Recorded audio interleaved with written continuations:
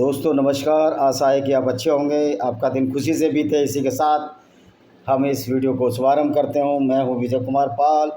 मैंने 10 किताबें लिखी हैं, जिसमें लेमेंट of Sinjar bye Vijay Kumar Pal, जिसमें यजीदी औरतों की दुर्दशा हुई, कुरान की आयतों को पढ़कर किस तरह उनको बेचा गया।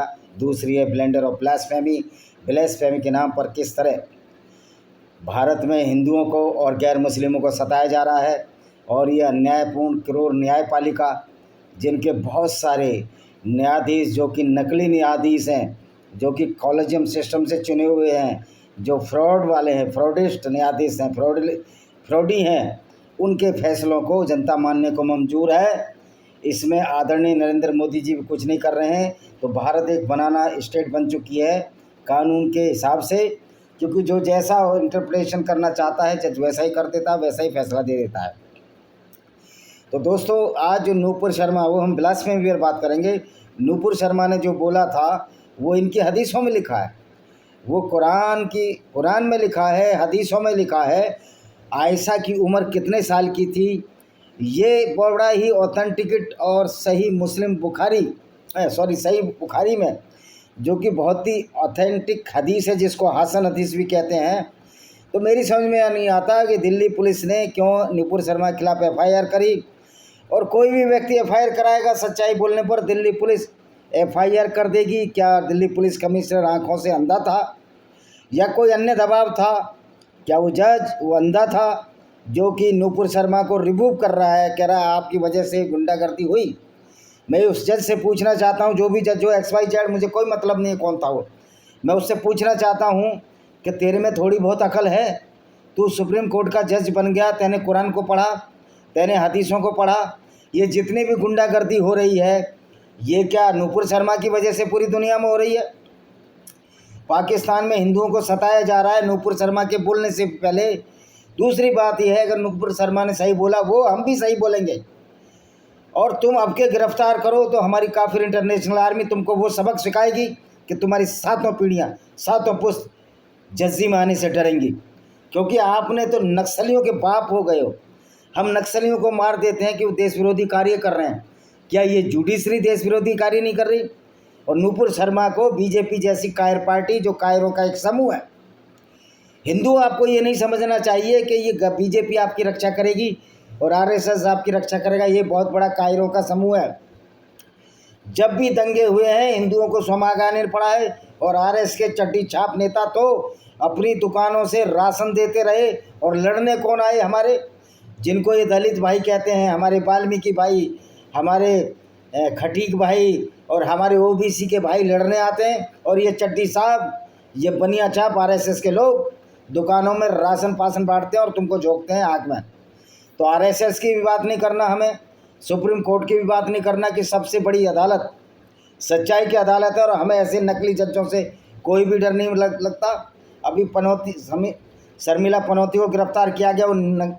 वो न शुक्रा जज, जो कि गुड़गांव में बैठता है, उसको ट्रांजिट रिमांड दे दिया, बजाय के ट्रांजिट उसको बेल मिलती। तो इस तरह जो नकली जज हैं और इन नेताओं का कॉलेजियम सिस्टम से साठगांठ है कि तुम हमको चुनो, हम तुमको चुनेंगे। तो नूपुर शर्मा ने कुछ नहीं गलत बोला, वही मैं आज बोलने जा रहा हूँ। हिम्मत है तो FIR करें।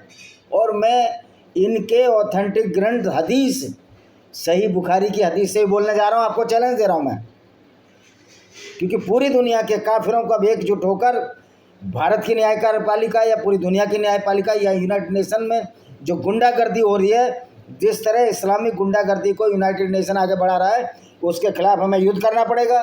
चाहे सशस्त्र युद्ध हो, चाहे विचारों का और तर्क का युद्ध हो, हम उसके लिए तैयार हैं। क्रांति इसी तरह आती हैं। और अगर पब्लिक में, बहुसंख्यक वर्ग में, हिंदुओं में क्रांति आ जाए तो इन नकली जजों की औकात नहीं कि वो फैसले खिलाफ दें। हाँ, ये नकली जज हैं, कॉलेजियम से चुने हुए फ्रॉड जज हैं। मैं तो कभी इनसे मुकदमा नहीं लड़ाऊंगा, ना इनकी बात मानूंगा, क्योंकि आप लोगों का सहयोग हमको चाहिए। हमको पूरी दुनिया के काफिर इंटरनेशनल आर्मी के मेंबर, जिसमें गैर मुस्लिम, जिसमें सारे अच्छे लोग जो इस्लामिक जिहाद गुंडागर्दी ख़त्म करने के लिए हैं, वो हमारा साथ हैं। तो किनकी औकात नहीं, यूनाइटेड नेशन की औकात नहीं, सुप्रीम कोर्टों के जजों की औकात नहीं, किसी भी अदालत की औकात नहीं जो शेख चिल्ली जैसे फैसले दे सके इसको भारत को बनाना, स्टेट बनाने में बहुत बड़ा हाथ नेताओं का और सुप्रीम कोर्ट का है। और पब्लिक की एजुकेशन इतनी महंगी कर दी है, वो पढ़ लिख ना पाएँ, इसलिए बेचारों को हर जगह दबाते रहें। ये षड्यंत्र है हिंदुओं के खिलाफ, जो भारत में इवन बीजेपी भी ये षड्यंत्र कर रही है। अगर बीजेपी में ताकत थी, दिल्ली पुलिस उसके अंडर थी, फिर नुपुर शर्मा के खिलाफ एफआईआर क्यों बनाई?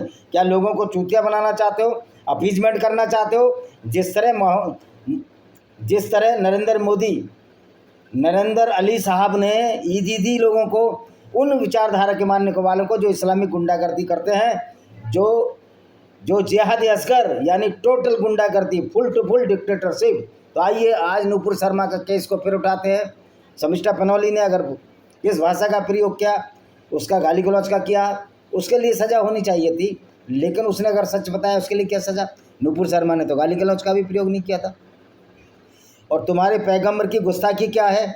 अगर हम पैगंबर की तुम्हारी की सच्चाई बता रहे हैं तो ये तो सवाब मिलता है। तो इस्लाम में इसको तो बहुत अच्छा माना गया है कि हम पैगंबर की सुन्नत पर तो नहीं चलेंगे। पैगंबर की जो सुन्नत है, शिक्षा है, वो तो फुल गुंडागर्दी उस पर नहीं चलेंगे। लेकिन अगर हम आपके कुरान और हदीसों का प्रचार कर रहे हैं तो ये तो हमको सवाब मिलेगा तुम्हारे अल्लाह से, नकली अल्लाह। हालांकि मैंने सिद्ध किया कि अल्लाह नकली है। तो ये जो फ्रॉड चला है मोहम्मद के नाम पर, अल्लाह के नाम पर, और इस पर के नाम पर जो गुंडागर्दी चली है, अब इसको हम चलने नहीं देंगे। हम गेटोज़ में, हम मोहल्लों में, गली गली स्ट्रीट में ऐसी गुंडागर्दी जो जिहाद असगर, जो इस्लामिक गुंडागर्दी, उसके खिलाफ लड़ेंगे। और सैफुल्लाह कसूरी और तुम्हारा ये हाफिज़ सईद, इसको हमारे काफिर इंटरनेशनल आर्मी का कोई आदमी इसको ज़रूर जन्नत और पहुंचाएगा और 72 हूरों के साथ गधे पर बैठा कर भेजेगा। वहाँ 72 हूरें तो हैं नहीं, वहाँ इसको सड़ जाएगा, गल जाएगा, मर जाएगा पाकिस्तान में कहीं। ना मोहम्मद को 72 हूरें मिलेंगी, ना किसी को 72 हूरें मिलेंगी। ये जो मूर्खता का जो तुमने पैमाना है, इसको फेंको। और अब तुम्हारी जिहादी असगर की इस्लामिक गुंडागर्दी को हम चलने नहीं देंगे। ये हमारा दावा है। आप हमारा एक आदमी मारोगे, पहलगाम में 26 मारे, अभी ये आर्मी काम करेगी, अब हम आपके 26,000 आदमी मारेंगे। इसके लिए हमारे सारे काफिर इंटरनेशनल आर्मी के लोग तैयार रहे। इस्लामिक आतंकवाद के खिलाफ हमको पूरी लड़ाई लड़नी है, नहीं तो ये दुनिया बर्बाद हो जाएगी। तो आइए, सही बुखारी की एक हदीस है जिसमें कि मोहम्मद ने 6 साल की आयशा के साथ शादी की और 9 साल की हो गई तो उसने उसको कंज्यूमेट किया। देखो ये हदीस क्या कहती है। तो दोस्तों, ये हदीस नंबर हमने sunnah.com से ली है, जो इनकी ऑथेंटिक वेबसाइट है। इसका हिंदी अनुवाद ये करते नहीं है। क्यों? इनको क्या डर है, इनको क्या चुल है? हिंदी अनुवाद करेंगे तो औकात समझ में आ जाएगी ना मोहम्मद की। दैट द प्रॉफिट मैरिड, ये नैरेटेड आयशा कहती है, जो मोहम्मद की पत्नी बनी, आयशा बिन्त अबू बकर, जो कि अबू बकर सिद्दीकी जो पहला खलीफा था, जो मूर्ख खलीफा था, जिसने अपने 6 साल की नन्ही सी बेटी 51 साल के बाबे को दे दी। तो क्या कहती है?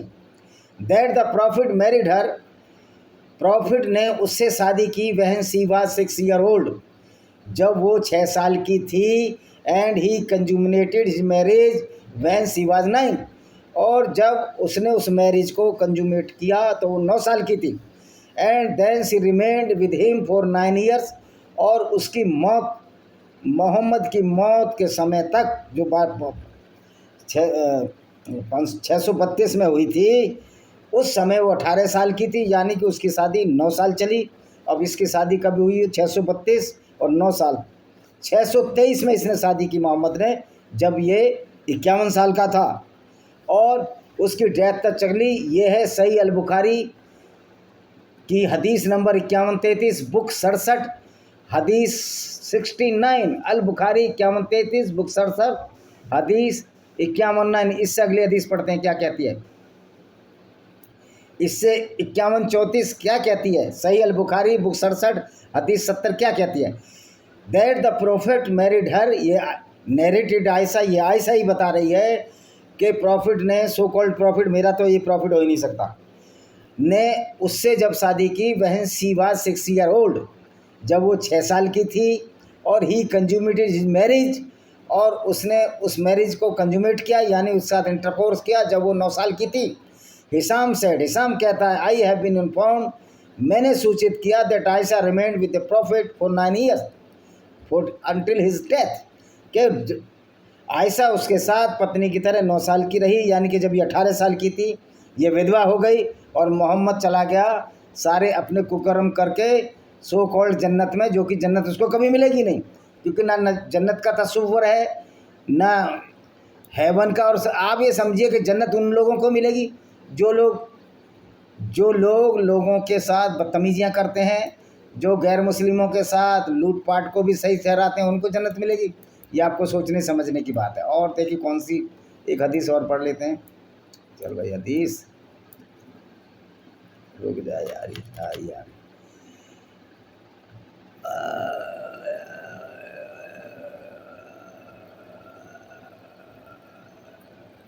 अच्छा जी, अब छोड़िए, अब ये हदीस का हम तो वही हदीस बताएंगे जो आशा की थी। अब 51 आयशा की थी, 51-38 हदीस पर चलते हैं। अब वहीं इसका वर्णन है कर। अब 51-38 नहीं, यस 51-38, यस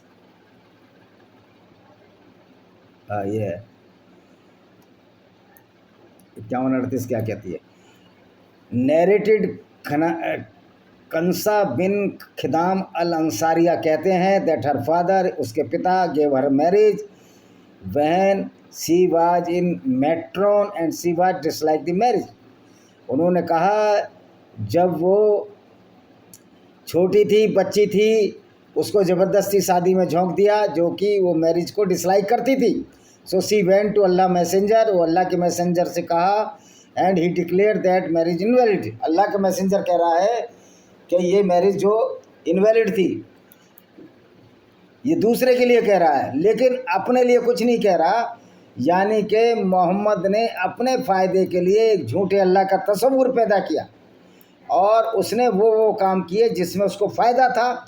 एक पूरे अरबी कबीले को जो अच्छे भले काम करते थे उनको उसने बदल दिया एक ऐसे गुंडागर्दी भरे कबीले में, जिसको कि हम कह सकते हैं कि लूटपाट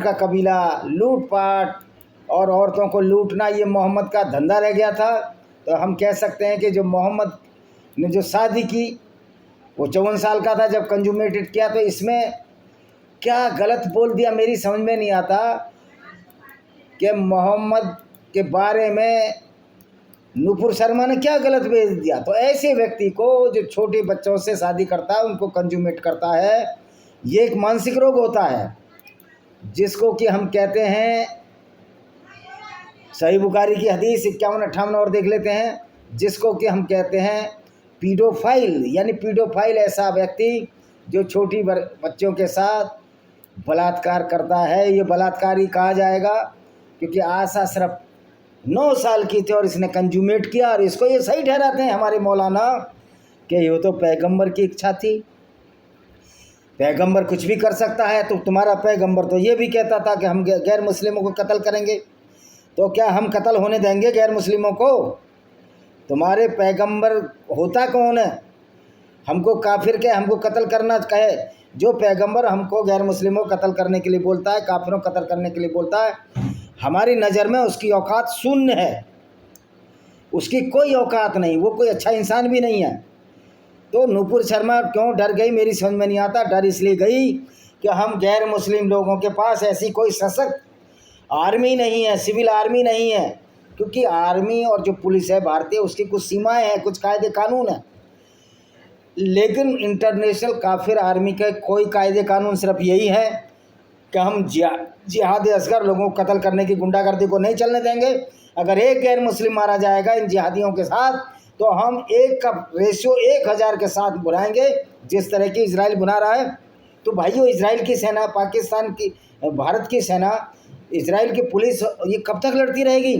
पूरी दुनिया में 84% गैर मुस्लिम होते हुए भी आपका कत्लेआम हो रहा है। It is matter of the same of the British people that in your country these Islamic terrorists are organizing the agitation, the procession against the Christian Hindus and the humanity, and you are keep mum. You are the coward people which are not have the dare to kill these Islamic terrorists who are believing in Jihad Asghar or Ghazwa Hind. It is our duty to kill all these terrorists throughout the world, whether they are in Pakistan, India and Bangladesh, throughout every corner of the world, that we must be eliminate such type of people who are protecting or propagating the Ghazwa Hind.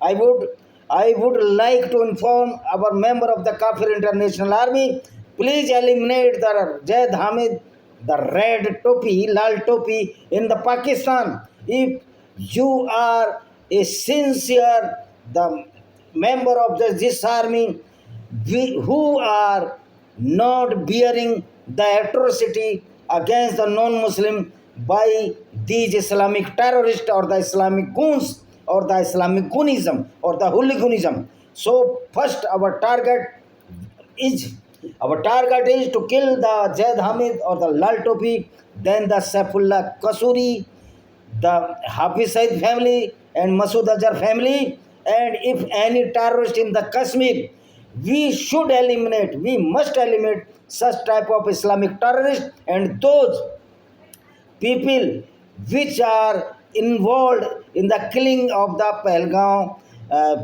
Hindus or the non-Muslims. Though a Muslim was killed by these Islamic terrorists, but our aim to kill all the terrorists in the Kashmir. Now we have to search every people which is following the Islam and the following the doctrine of the violence and is eager to kill the non-Muslim in the name of the religion. Our army must eliminate. We have to eliminate such Islamic goons in the Jammu Kashmir and throughout every city of the India, Bangladesh and Pakistan, because our army is so powerful. I hope that our member of the International Kafir Army will eliminate the Saifullah Kasuri, Hafiz Saeed and his family, and those people who are supporting the Hafiz Saeed and are going to the procession or the procession which are being organized by these terrorists. These people also will be eliminated because they are propagating the war against the non-Muslims, propagating the war against the human values. So एक दूसरी हदीस है जो कि सही अल बुखारी की है 51-58 book number 67 हदीस 93 क्या कहती है? नैरेटिक उर्वा जो मोहम्मद का एक साथी था, उर्वा क्या बोलता है? The profit road the marriage contract. Profit ने मैरिज कॉन्ट्रैक्ट यानी निकाहनामा लिखा विद आयशा के साथ वाहिल सी वाज 6 ईयर ओल्ड, जब वो 6 साल की थी, एंड कंज्यूमेटेड हिज मैरिज और अपनी मैरिज को कंज्यूमेट किया, उसके साथ अनाचार किया क्योंकि बच्ची थी with her while she was 9 years old, जब वो 9 साल की थी. सी रिमेंड विद हिम और 9 ईयर्स टिल डेथ, और 9 साल उसके साथ शादी में रही, यानी कि 18 साल की उम्र में विधवा हो गई. तो भाई नूपुर शर्मा ने इसने क्या गलत बोल दिया? अब आते हैं मूल विषय की ओर. ऐसे व्यक्ति जो छोटी बच्चियों से मैरिज करते हैं उनको पीडोफाइल कहा जाता है, और ये मानसिक विकार है जो कि मोहम्मद में था. मोहम्मद में नॉर्सिज्म का विकार था. He was mentally disturb person and so much people are praying him, worshiping as a prophet. ये प्रॉफिट का काम है कि जो ऐसे काम करे, जो काफिले लूटे, और मैं उनको लानत देना चाहता हूँ जो ऐसे क्रूर अल्लाह के नाम पर ईद मना रहे हैं और निर्दोष जानवरों का खून बहा रहे हैं. अगर मंदिरों में बलि होती थी, वो भी राक्षस हैं, राक्षसों के वंशज हैं. अगर किसी किताब में ऐसा लिखा है कि मंदिरों में बलि देना है तो बताइए वेदों में अगर कहीं लिखा है, तो ऐसे वेदों को भी मैं मानने से छोड़ दूंगा. मैंने कोई ठेका नहीं ले रखा है कि किताबों में गुंडागर्दी और मैं उसको ढोए चला जाऊं, मैं इस बात को ढोए चला जाऊं कि कोई ऊंचा है नीचा है जाति से. ये हमने ठेका नहीं ले रखा. हमने ये भी ठेका नहीं ले रखा कि हम धर्म को माने. अगर ये धर्म अधर्म के नाम पर चल रहे हैं तो ऐसे धर्मों को मानने की कोई आवश्यकता नहीं है. तो आपने देखा नूपुर शर्मा ने वही बोला जो इनकी किताबों में लिखा है. फिर उसके खिलाफ एफआईआर क्यों हुई? ये 56 इंच के मोदी जी ने और जो जुडिशरी के नकली जजों ने इस देश को बनाना रिपब्लिक बना लिया है. बनाना रिपब्लिक वो होता है जिसमें कोई कायदे कानून नहीं होते. इसी के साथ हम इस वीडियो को विराम देते हैं. वंदे मातरम. जय हिंद. आपका दिन शुभ हो.